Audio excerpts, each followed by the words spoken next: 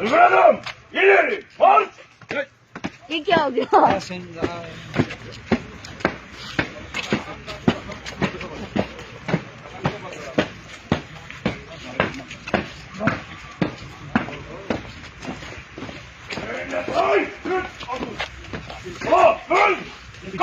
Ertuğrul Gaysır ve saygı nöbetine ukası olarak devrediyorum. Ertuğrul Gaysır ve saygı nöbetine ukası olarak devrediyorum. Ertuğrul Gaysır ve saygı nöbetine ukası olarak devrediyorum. Ertuğrul Gaysır ve saygı nöbetine ukası olarak devrediyorum.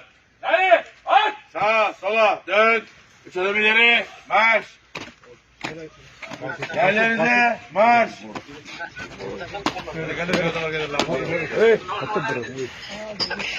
محكمة زمانية محكمة ماشي ये ग्रुप को सलामी दे रहे हैं ग्रुप को ये हमें सलामी इन्होंने दे दी अल्लाह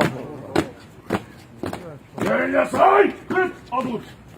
Sola, dön. Dikkat! Ertuğrul Gaysır ve saygı nöbetine ukası olarak devrediyorum. Ertuğrul Gaysır ve saygı nöbetine ukası olarak devrediyorum. Ertuğrul Gaysır ve saygı nöbetine ukası olarak devrediyorum. Ertuğrul Gaysır ve saygı nöbetine ukası olarak devrediyorum. Yani aç. Sağa, sola, dön. Üç adım ileri, marş. Yerlerinize, marş.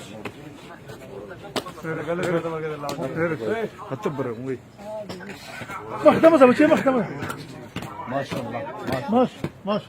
ये ग्रुप को सलामी दे रहे हैं ग्रुप को ये हमें सलामी इन्होंने दे दी Maşallah.